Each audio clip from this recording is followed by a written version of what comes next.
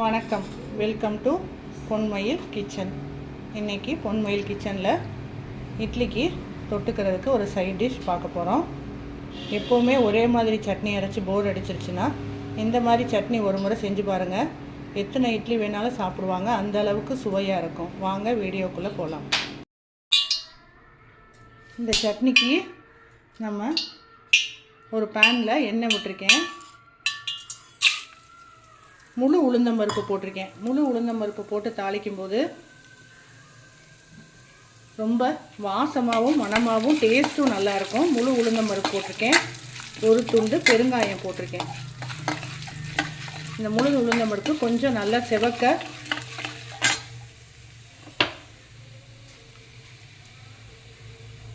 நல்லா செவந்த பிறகு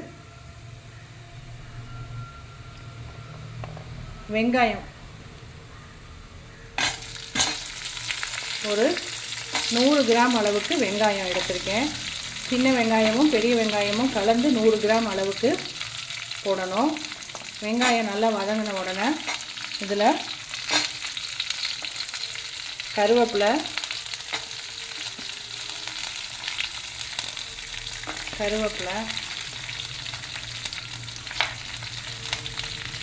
ஒரு 4 வரமிளகா, ஒரு காஷ்மீர் மிளகா கலருக்காக போட்டுட்டேன். இதெல்லாம் நல்லா வதக்கிட்டு ஒரு 100 கிராம் வெங்காயத்துக்கு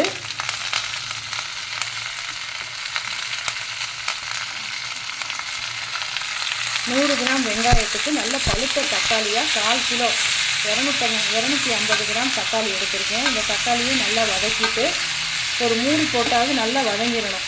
இந்த தக்காளிக்கு தேவையான உப்பு போட்டிங்கன்னா தக்காளி நல்லா மசிய வதங்கிடும். நல்லா மசிய வெந்தால் தான் நமக்கு டேஸ்ட்டு சூப்பராக இருக்கும்.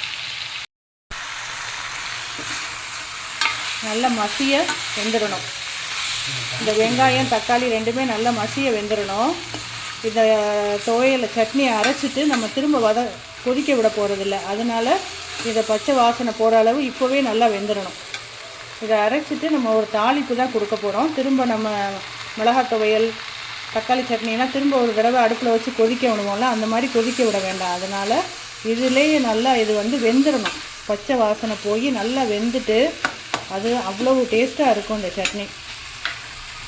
இப்போ இதில் அடுப்பை ஆஃப் பண்ணிவிட்டு இதில் 100 கிராம் வெங்காயம், 1/4 கிலோ தக்காளிக்கு 50 கிராம் பொட்டுக்கடலை,